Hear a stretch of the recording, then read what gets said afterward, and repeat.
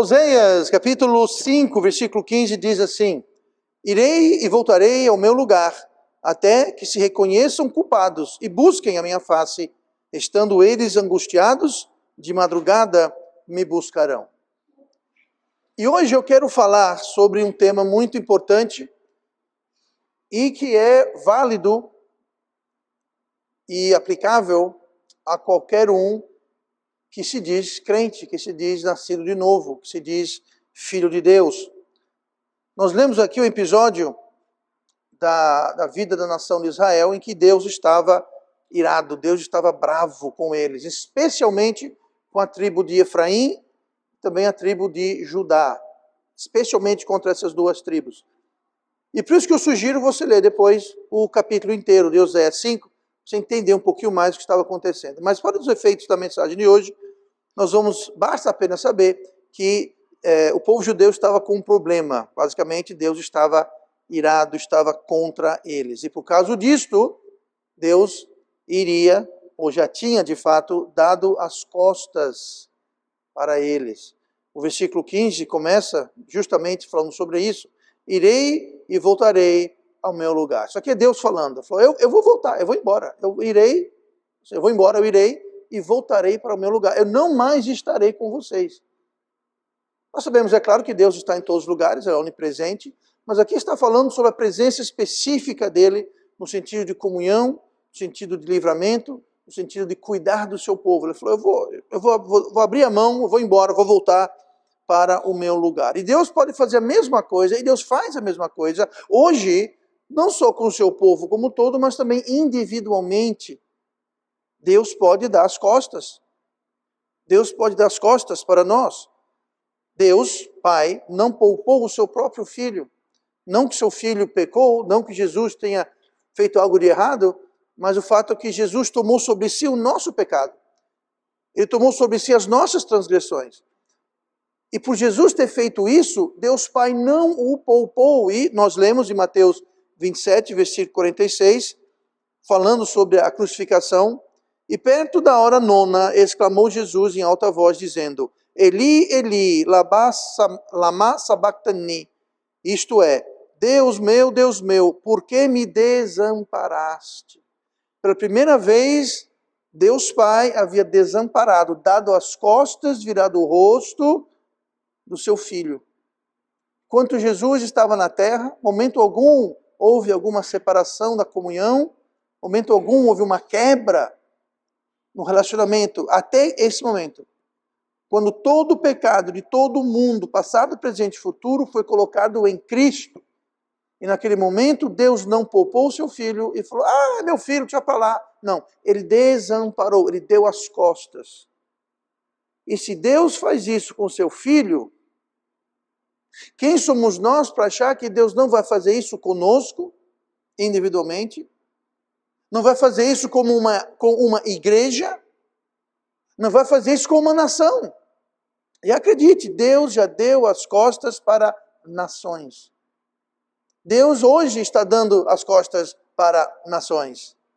Porque esse mesmo Deus, desta mesma palavra, palavra que não muda, um Deus que não muda, ele não age diferente e ele não faz acepção de pessoas.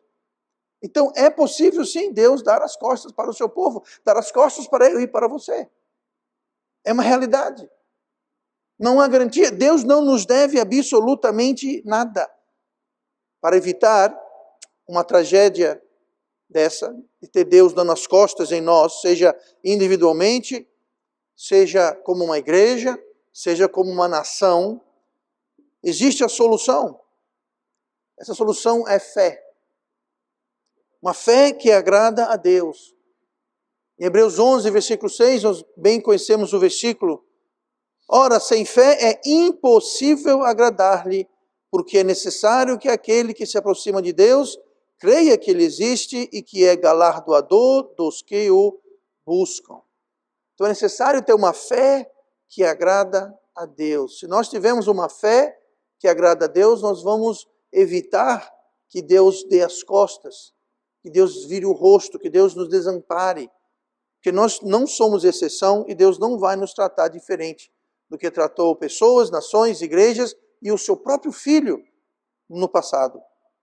Nós sabemos que a fé é composta de 3 partes.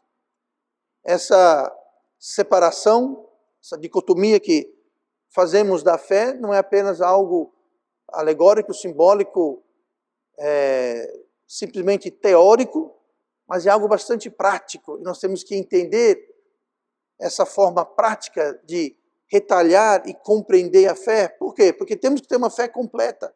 Temos que ter uma fé que agrada a Deus. Existem fés incompletas, como Tiago fala na sua carta. Ele fala que a fé sem obras é morta. Ou seja, a fé sem o coeficiente a parte das obras, ela é morta, ela é inútil, ineficaz.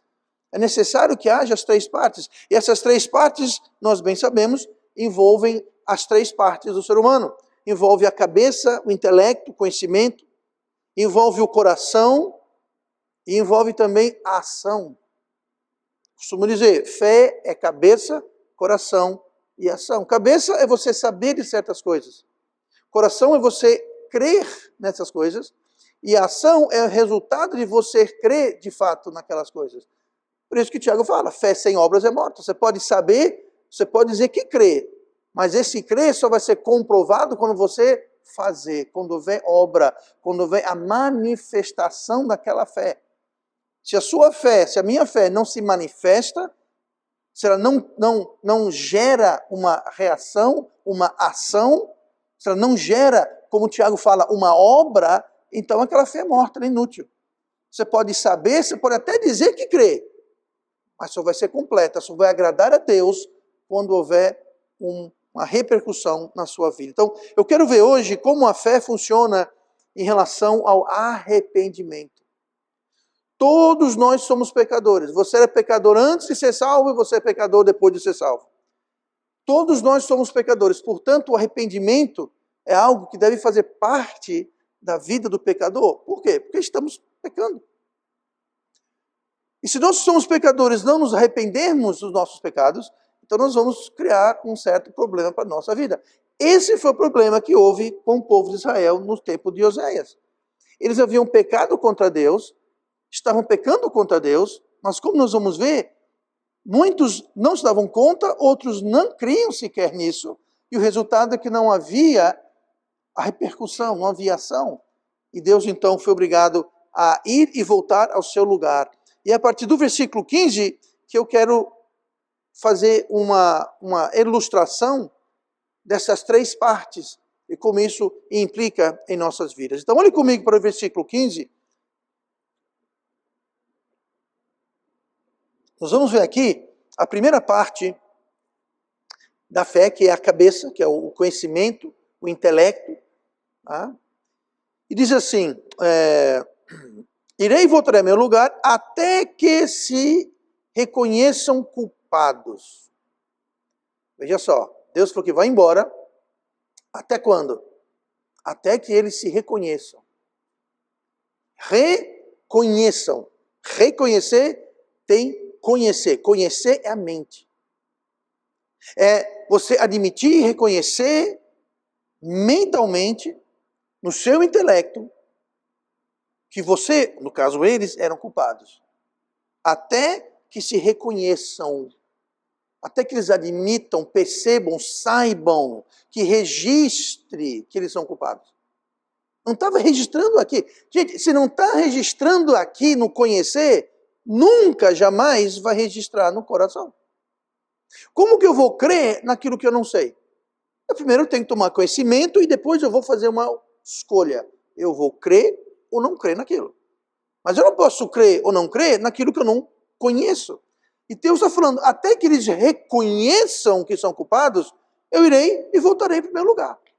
Vou lavar minhas mãos, vou para o meu canto, até que registre, que eles saibam. Até lá eu vou embora e não voltarei.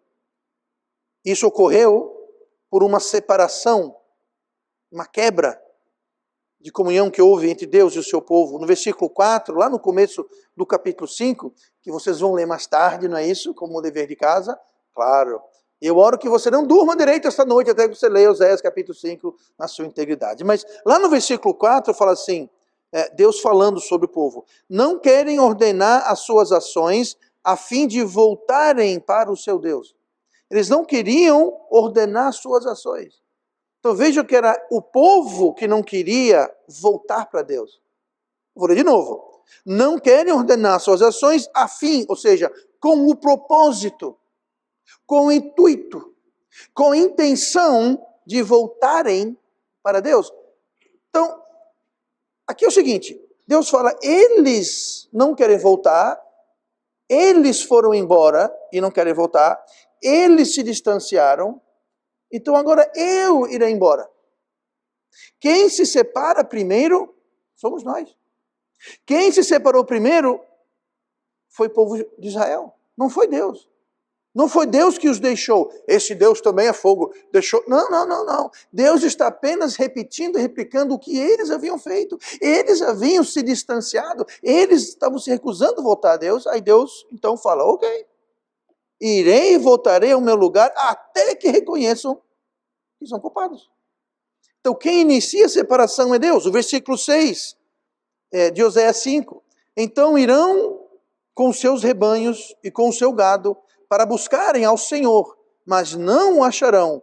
Ele se retirou deles. Quando está falando aqui que eles vão com seus rebanhos e com o seu gado buscar a Deus, isso aqui está fazendo uma alusão justamente ao povo que está indo fazer sacrifícios e holocaustos, indo ao templo e tentando reconciliar com Deus através de uma formalidade, do ritual, dos sacrifícios. É como muito crente que está em pecado, está em erro, mas ao invés de reconhecer a sua culpa, eles fazem o seguinte, bom, eu vou para a igreja, eu vou para o culto, eu dou minha oferta, eu leio a Bíblia, eu não faço isso, eu me identifico como crente. Sabe o que é isso? É você buscar a Deus com seus rebanhos e com o seu gado. Mas quando isso acontece, quando só existe um arrependimento externo, quando só existe um ritual externo e não um quebrantamento interno, real no coração, diz aqui, então irão com seus rebanhos e com seu gado para buscarem ao Senhor, mas não o acharão. Por quê? Ele se retirou deles. Eles já haviam se afastado, o coração já estava longe, só sobrou a casca do ritualismo da religião judaica, dos holocaustos, das ofertas, dos sacrifícios, só ficou a casca. Só ficou o externo. Só ficou o ritual e o formalismo. Mas o coração estava distante. O coração havia ido longe e Deus igualmente já havia se retirado. Então de nada adiantava o sacrifício daqueles rebanhos, daquele gado, de nada adiantava os festivais e as cerimônias e os rituais. Por quê? Porque era vazio. De pouco adianta alguém vir para a igreja. Eu estou muito contente que você está aqui, mas de pouco adianta você vir para a igreja se no seu coração você não tem a mínima intenção de seguir, obedecer, conhecer a palavra de Deus, ter comunhão com Deus, viver para Cristo. É muito bom que você veio, é melhor você vir sem ter intenção do que você não vir e não ter intenção, porque pelo menos aqui você pode ouvir a palavra de Deus, Deus pode tocar o seu coração e você pode ser encorajado, levado a ter essa mudança de conhecimento. A fé vem pelo ouvir. Ouvir fala com conhecer, a mente. Mas não só ficar na mente. Não só ficar na mente. Se Deus não está conosco, quem deu as costas primeiro para Deus, fomos nós. Deus nunca dá as costas primeiro.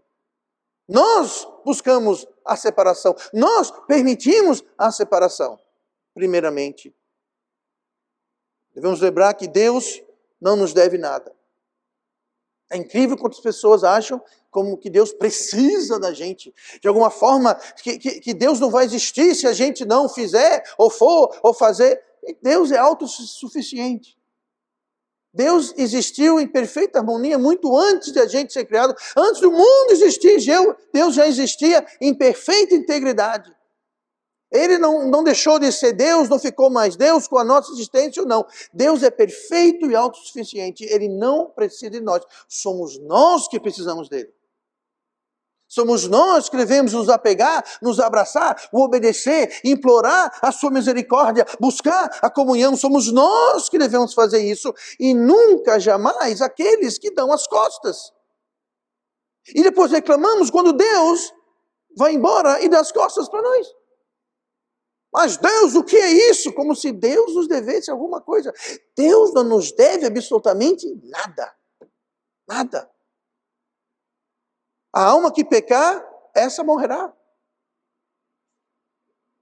Se Deus nos deve alguma coisa, é a justiça pelos nossos pecados que dita a nossa morte e destruição eterna. Tem muito cuidado para não clamar muito pela justiça de Deus. Porque pela justiça de Deus não sobra um aqui. Devemos sim clamar pela graça e a misericórdia de Deus. E baseado nisso, devemos nos apegar, nos abraçar e nunca se afastar de Deus. Romanos 6:23, o salário do pecado é a morte. Sempre foi, sempre será. Romanos 3:23, fala que todos pecaram. Eu pequei, você pecou. Eu pequei antes de ser salvo, sou pecador depois que eu sou salvo. Nós somos pecadores não por prática, mas por natureza. Por natureza, a nossa natureza. Nós somos seres caídos. Nós somos seres pecadores. E mesmo assim, Deus nos ama. E mesmo assim, Deus mostrou o seu amor para conosco, em que Cristo morreu por nós, sendo nós ainda pecadores. É nisso que nós devemos focar. Se nós não reconhecemos nossos pecados, Deus vai dar as costas. Deus vai quebrar a comunhão. Ele não vai tirar a salvação, porque a salvação não se tira, é um dom gratuito. É um presente de Deus. É pela graça, não é por obras. Salvação é de graça, mas comunhão tem um preço. E se nós não pagarmos esse preço, Deus vai dar as costas para nós. E como eu disse, se Ele deu as costas para o seu filho, que nunca pecou, mas tomou sobre si o nosso pecado, se Deus desamparou, deu as costas para Cristo, não pense que nós seremos em alguma forma diferente. Uma vez que reconhecemos mentalmente, na cabeça, no intelecto, que somos culpados, aí nós passamos para o próximo passo da fé. Versículo 15. Irei e voltarei ao meu lugar até que se reconheçam culpados e busquem a minha face, estando eles angustiados. Estando eles angustiados. A primeira parte é reconhecer o pecado. A segunda parte é sentir o peso do pecado. Agora estamos tratando com o coração. Cabeça é o intelecto, a mente. Agora é o coração. No coração reside nossas emoções. No coração reside nossas memórias, nossas intenções, nossa vontade. Tudo isso faz parte do que nós chamamos o coração. E aqui está dizendo, estejam eles angustiados. Por que isso é importante? Pelo seguinte, muitas vezes, pessoas crentes se escondem, se anestesiam, fogem da angústia. Eles até têm um conhecimento, mas não permitem que aquele conhecimento gere convicção, que gere angústia. O que seria angústia, uma convicção? É quando você sente que algo não está como deve ser. Podemos chamar isso de consciência, podemos chamar isso do Espírito Santo, podemos chamar isso de sua consciência sendo energizada pelo Espírito Santo, mas de qualquer forma, o crente quando está fora de harmonia com Deus, o crente quando está fora do caminho, o crente quando não está de bem com Deus, podemos dizer assim, aquilo deve gerar angústia. Lembra que nós lemos, não entristeceis o Espírito Santo? Não extinguais o Espírito Santo? Pois é angústia. E muitas vezes o crente ele faz o seguinte, ele anestesia, ele tenta acobertar, camuflar aquela angústia. Vou dar um exemplo aqui, uma ilustração. Quando você tem uma dor de cabeça, qual a primeira coisa que você faz? Toma um analgésico. Tome. Mas sabia que você está com dor de cabeça Não é porque você não tomou analgésico. A falta de analgésico não é a causa da sua dor de cabeça. Está me entendendo? Então, se eu tomar analgésico, a dor passa. Não, de fato ela passa. Mas não é a falta daquele comprimido que lhe causou aquela angústia, aquela dor de cabeça. Geralmente é algo tão simples quanto sede. Sede, simplesmente sede. Mas eu não sinto sede. Você não tem que sentir sede para ter sede. Você deve beber água com sede ou sem sede. Pode ser fome, pode ser cansaço, pode ser preocupação. Pode ser um tumor tamanho de melancia dentro da sua cabeça. Esse é um pouquinho mais grave. Mas a pessoa, se você está com uma dor de cabeça, você tem uma doença, não é fome ou sede ou cansaço. É de fato uma doença. Você está sendo afligido, seu corpo está sendo atacado por uma doença, um vírus, uma bactéria, uma doença, você está doente. E um dos sintomas é dor de cabeça. Aí ao invés de você tratar a doença, você vai e toma um analgésico. A dor passa, acabou o problema. Acabou o problema nada, a doença está lá do mesmo jeito. Eu dei esse exemplo outro dia, recentemente, ou faz muito tempo. Muitos anos atrás, antes de eu estar no Ministério Tempo Integral, eu trabalhava como um gerente de um grande hotel lá em Londres. Esse hotel, na época, tinha instalado um sistema maravilhoso, computadorizado, na época era a coisa mais moderna que tinha, de anti-incêndio. Então instalaram um monte de sensores de fumaça, de temperatura, nos corredores, nos apartamentos, no quarto, em tudo quanto é canto. Milhares. Pra você ter uma ideia, eram 440 quartos nesse hotel, um hotel muito grande. E esses sensores, alguns, não estavam muito bem precisamente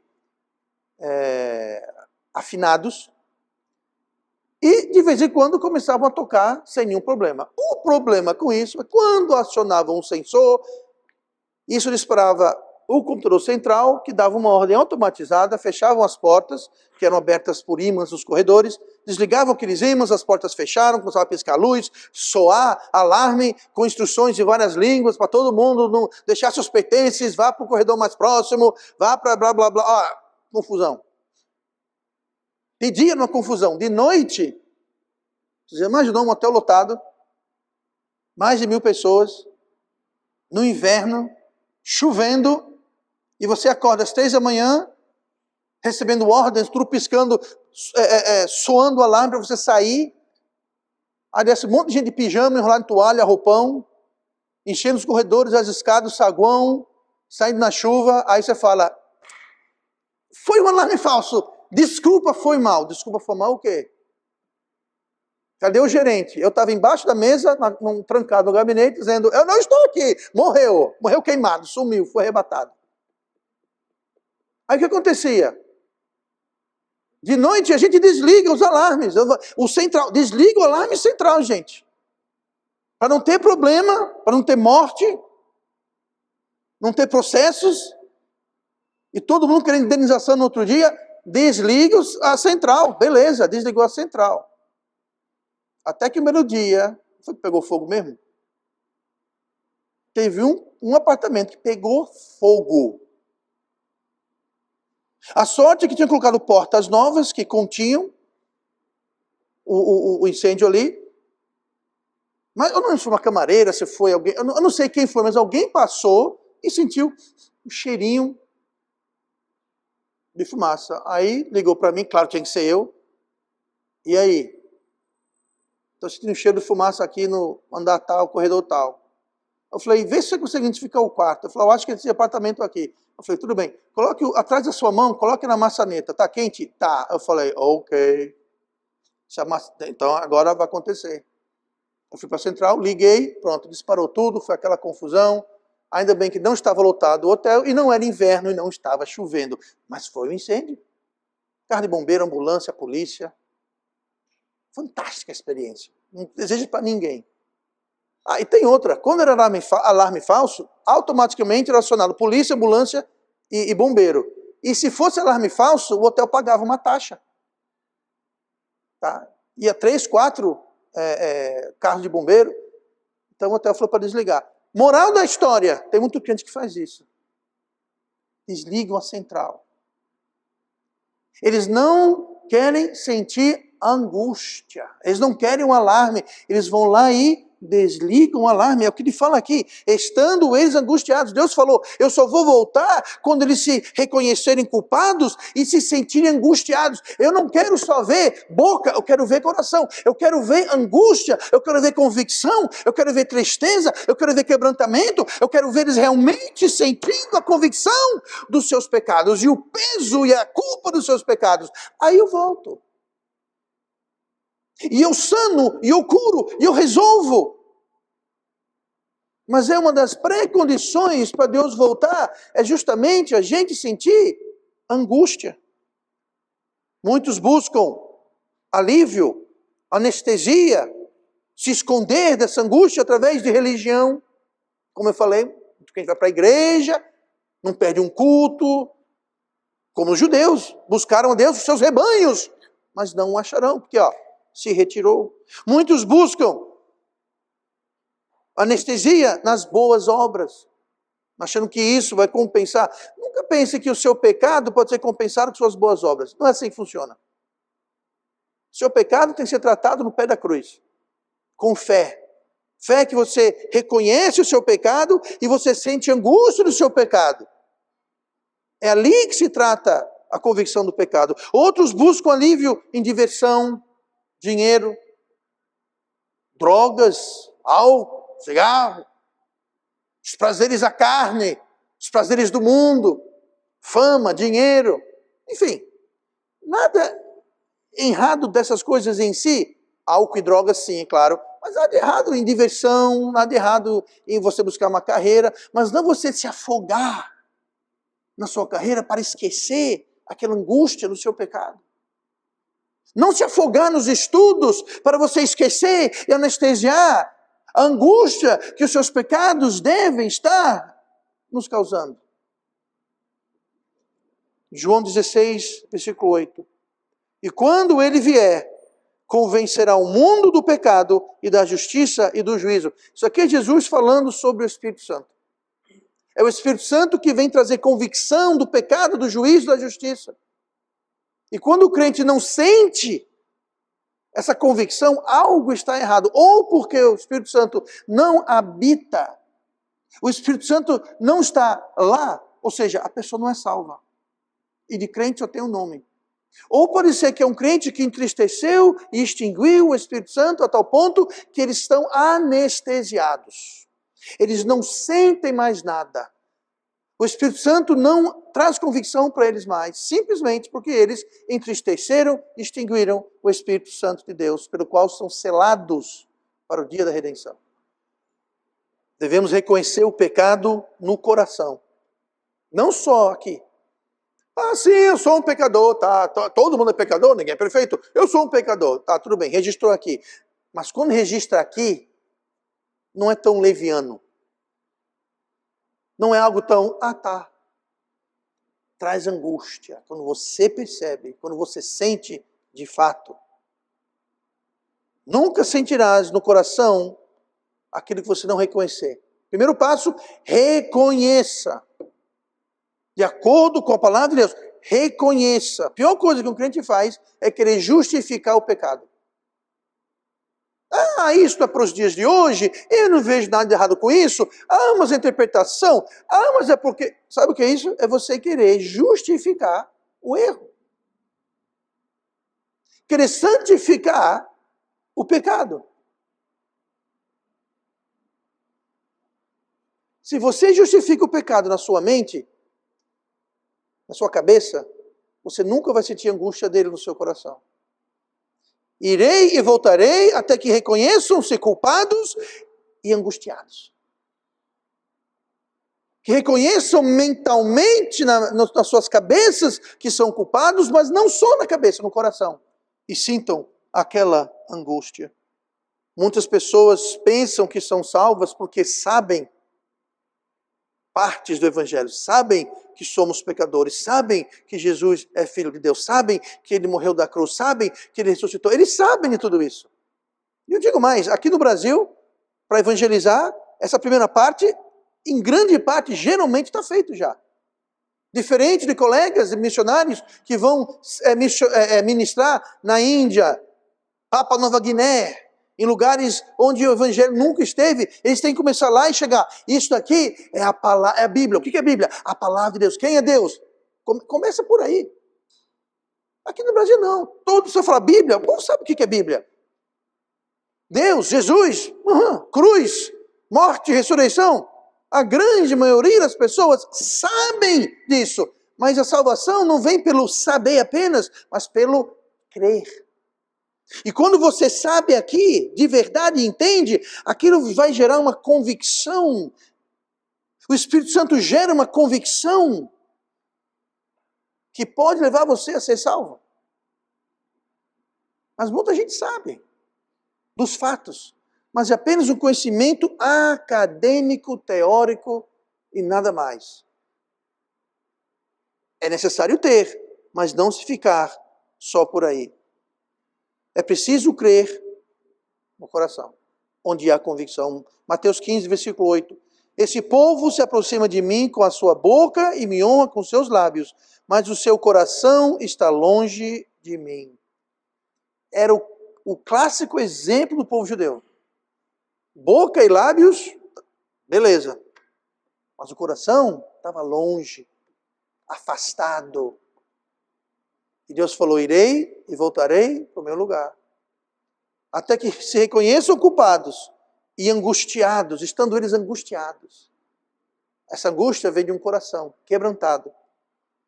Reconhece na cabeça que é culpado e sinta as culpas, sinta o peso, sinta a miséria do seu pecado.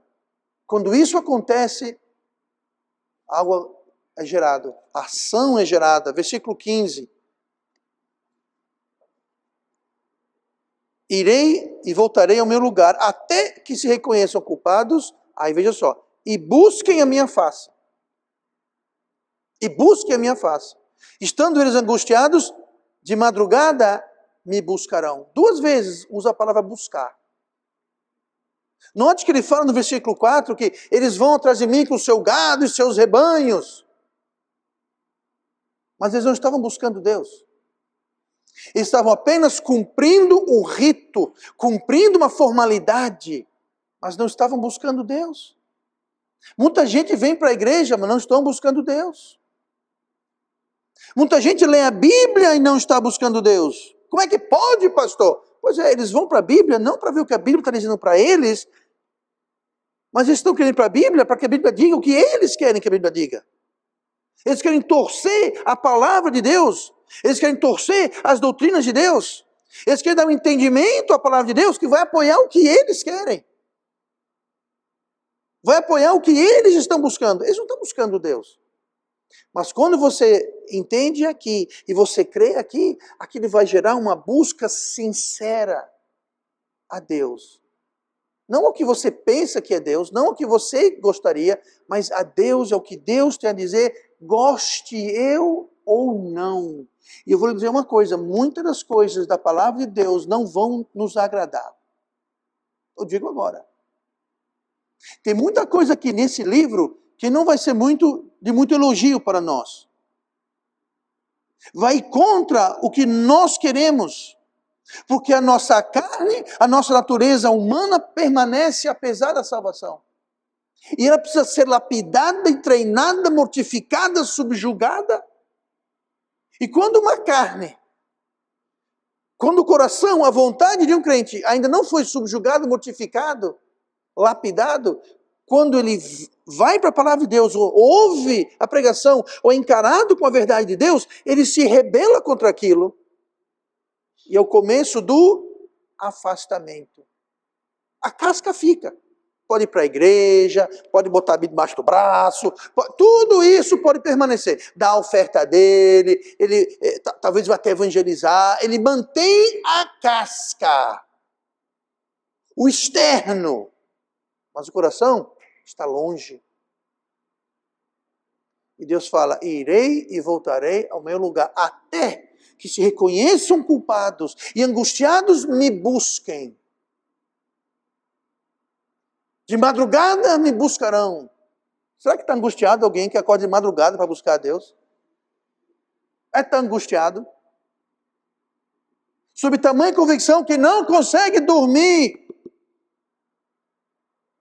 Isso é buscar a Deus.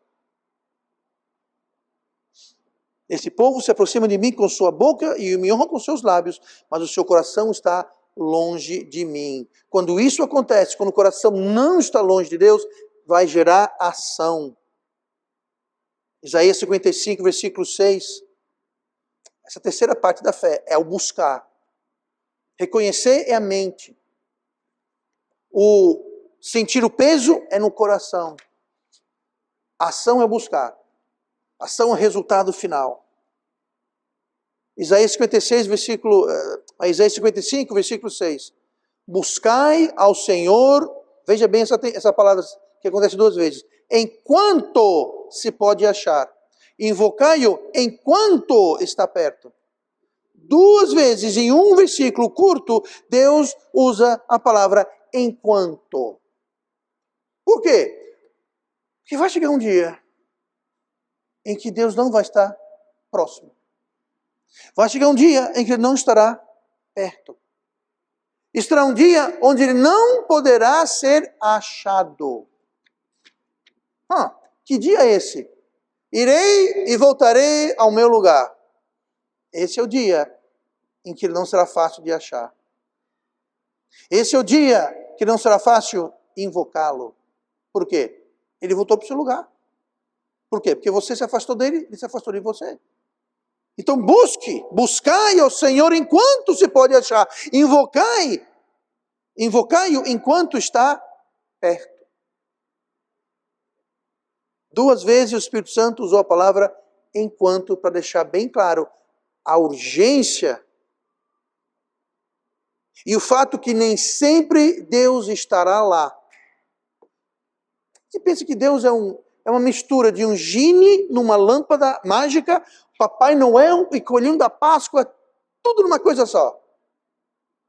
Quando eu quiser eu faço assim, Deus! E Deus, pois não. O que eu posso fazer por você? Como se Deus estivesse angustiado, precisando de nós. Eu já falei agora há pouco. Nós precisamos de Deus, não de Deus a nós. Então muitas vezes a gente pensa, eu vou pintar, vou bordar, me afastar, fazer o que eu quiser. Aí quando eu bem quiser, se eu bem quiser, eu clico os dedos e Deus vai aparecer e fazer tudo o que eu quiser. Porque eu sou o cara. Isso não acontece. Muito cuidado. Isaías 55, 6 está trazendo à tona justamente isso. A questão do enquanto. Enquanto está perto, enquanto pode ser invocado. Chegará um dia em que Deus não mais estará por perto. Olha comigo para Provérbios, capítulo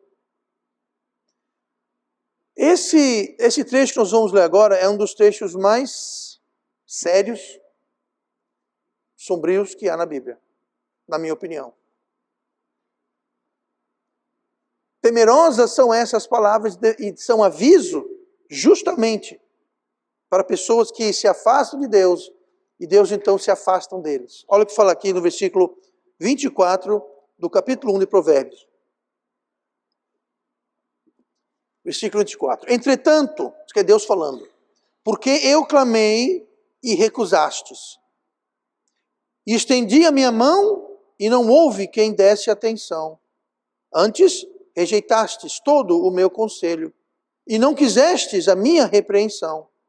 Também de minha parte, eu me rirei na vossa perdição e zombarei em vindo o vosso temor. Vindo o vosso temor como assolação, e vindo a vossa perdição como uma tormenta, sobrevirá a vós aperto e o quê? Angústia. 28. Então clamarão a mim, mas eu não responderei. De madrugada me buscarão, porém não me acharão. Pastor, Deus não faria isso. Sério? Então Deus colocou isso na palavra dele para quê? Só para encher linguiça? Aqui fala que Deus vai rir e vai zombar. De quem? Daquelas pessoas que deram as costas para ele. Recusaram o seu conselho, recusaram a repreensão. Deus, eu estendi a mão, ninguém quis. Ou seja, Deus fez de tudo. Deus fez de tudo. Deus deu até o seu filho na cruz. E muitas vezes nós esquecemos o que é uma morte pela cruz. Uma morte terrível, gente. Normalmente demoravam-se dias, às vezes semanas, para o condenado morrer na cruz. Tanto que no dia da crucificação de Cristo, porque estava se aproximando um sábado ritual, um grande sábado, não era o sábado entre domingo e sexta-feira, era um outro sábado. Era quarta-feira para quinta-feira era o sábado cerimonial, mas isso é outra história. Eles disseram, gente, não, é o sábado, a gente vai ter que celebrar o sábado, a gente não vai poder fazer nada, vamos apressar logo isso, vamos fazer uma misericórdia, vamos quebrar as pernas dele. Você vê como era sofrida a coisa, quebrar as pernas de um crucificado era um ato de misericórdia. Por quê? Porque morria mais rápido. Senão ia ficar lá dias. Só que quando chegaram em Jesus, ele já estava morto. Porque o tratamento dado a Jesus não foi o tratamento que se dava a criminosos, era muito pior. Foi muito pior. Muito, muito, muito pior. A maioria das pessoas que seriam tratadas como Cristo foi tratado antes de ser crucificado, teriam morrido. Só o seu flagelamento no palácio de Pilatos já teria matado um ser humano, um homem normal. O fato de que sobreviveu para carregar a sua cruz e ser crucificado, pregado na cruz, atesta a um verdadeiro milagre. Então, quando foram quebrar as pernas dele, isso, para quem não sabe, é uma profecia. Que falava que nenhum dos seus ossos seria quebrado. É isso, é uma profecia bíblica. O fato que não quebraram. Quebraram as pernas dos dois criminosos do seu lado. Mas não de Cristo, porque ele já tinha morrido. Ele estendeu sua mão, estendeu sua sabedoria, seu juízo, sua repreensão, mas ninguém quis. Ninguém quis, não. As pessoas que se encaixam aqui não querem saber. Aí Deus fala, tudo bem, eu vou rir, eu vou zombar quando vier a sua assombração, quando o seu temor, aquilo que você mais teme. O que você mais teme? Pois é. Quando a pior coisa que você pode imaginar acontecer a você, a sua angústia, você estiver angustiado, me buscando de madrugada, Deus fala, agora, né? Não vão me achar. Está aqui, ó, não me acharão. Mas Deus, buscai ao Senhor enquanto pode se achar. Invocai o Senhor enquanto Ele está perto. Porque vai chegar um dia que você vai estar angustiado, o pior temor irá se sobrevir, e Deus vai estar rindo e zombando e se escondendo de você. Deus não faria isso. Acabamos de ler que ele faria exatamente isso. Foi o que ele fez com o seu povo. Como é que evita tudo isso? Uma fé que agrada a Deus. Quando Deus, olha o que fala aqui, ó. Não, eu clamei, Deus falou, eu clamei e recusaste. Gente, Deus clama, Deus chama. Estendi minha mão, não houve quem quisesse. Antes rejeitaste meu conselho. Aqui, conselho de Deus. Não quiseste a minha repreensão. É fugir da angústia. É camuflar, anestesiar a angústia com o que seja lá que for. Também da minha parte me rirei da vossa perdição, zombarei, vindo o vosso temor. Aí vão me buscar, angustiados, não vão me achar. Quer evitar isso? Reconheça.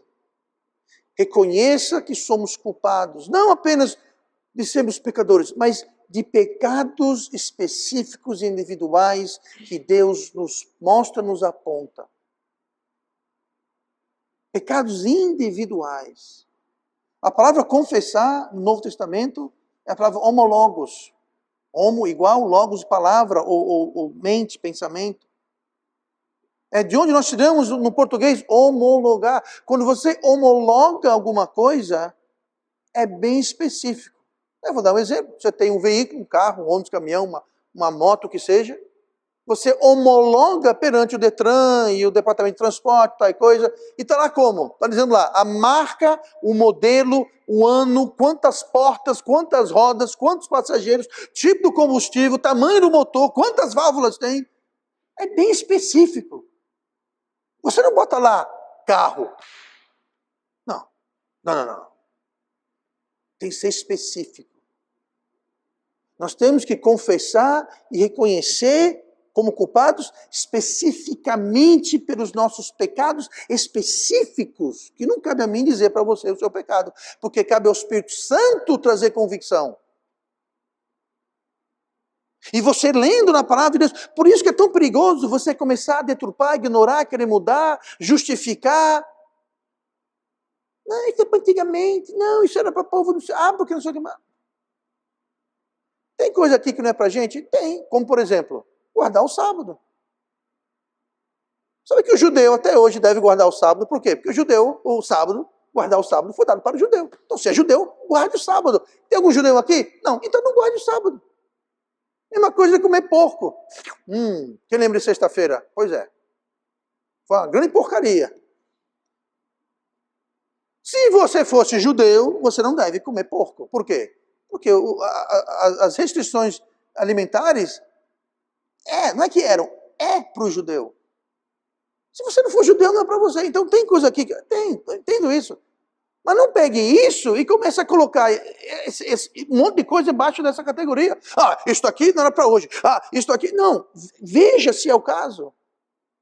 O caso do judeu é o caso. Guardar o sábado, aquela coisa toda. Tudo isso faz parte de ser judeu.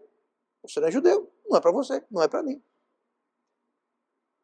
Mas reconheça, sinta a convicção, não se esconda da angústia através de justificativo, através de seja lá o que for. Não, sinta a angústia, sinta a convicção. Isso é saudável e normal no crente.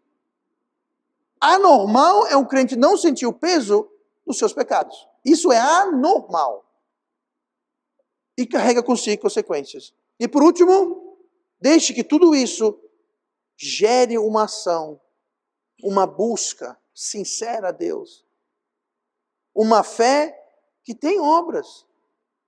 Tiago falou, eu vou mostrar a minha fé para você pelas minhas obras. Muito fácil falar. Não, porque eu creio nisso, porque eu creio naquilo. Sim, cadê as obras? Cadê a evidência? Cadê a vida transformada? Onde é que está a mudança? Não tem. Então, tem um ditado em inglês, palavras são baratas. É verdade. Palavras são baratas. Júnior, eu vou lhe dar uma moto. Sabe quanto me custou isso? Nada. Apenas um pecado de mentir. Eu acabei de mentir, não vou lhe dar nada, tá? Mas falar é fácil. Eu vou lhe dar isso, eu vou fazer aquilo. É fácil, é barato. Agora, faça. É pelas obras que se constata a nossa fé, não pelas nossas palavras. Para quem não é salvo, a ação que é preciso, a obra que é preciso, a única obra que é preciso, é aceitar a salvação, que é gratuita. É de graça. Foi comprada na cruz pelo sangue de Cristo. E a sua ressurreição atesta ao fato que o seu pagamento, o seu sacrifício foi eficaz. Se você não tem a certeza da sua salvação, se você não sabe, tem dúvidas, ou sabe que não vai para o céu, se você não lembra de momento e um episódio em sua vida em que você reconheceu que era um pecador, sem esperança de ir para o céu, e você sentiu o peso da sua perdição, o peso da sua realidade, e você não aceitou a fé, a graça pela fé. Se você não aceitou a salvação, dia 21 de julho de 91, eu lembro da data, da hora, umas 8 horas da noite, casa número 2, na rua Dale Drive, do bairro lá em Londres. Eu lembro que estava na sala, sentado no sofá, A janela da frente das minhas costas. Eu lembro dos detalhes. Mas isso não é importante. O importante é que você lembre que houve. O quando e o como não é importante, mas que houve. Que houve um momento. Salvação é um evento, não é um processo, é um evento. Se você não lembra desse evento, provavelmente é porque esse evento nunca ocorreu. E se esse evento nunca ocorreu, precisa ocorrer para que você possa ser salvo. Se você já é salvo, então esse processo deve ser diário, constante. Sempre está reconhecendo, nunca negando, reconhecendo, nunca justificando, reconhecendo a nossa culpa, sentindo a convicção e agindo para remediar. De alguma forma ou de outra, tratar. E não ficar jogando a sujeira embaixo do tapete da graça. Não, estou debaixo da graça. Somos salvos pela graça. Não sei para lá. Então, o que eu fizer não vai afetar a minha salvação. Não vai afetar a sua salvação, mas vai afetar a sua comunhão. E vai afetar se Deus vai se afastar de você, porque você já se afastou dele há muito tempo e talvez nem se deu conta. Constantemente avalie sua mente, seu coração e o que está sendo resultado dessa fé.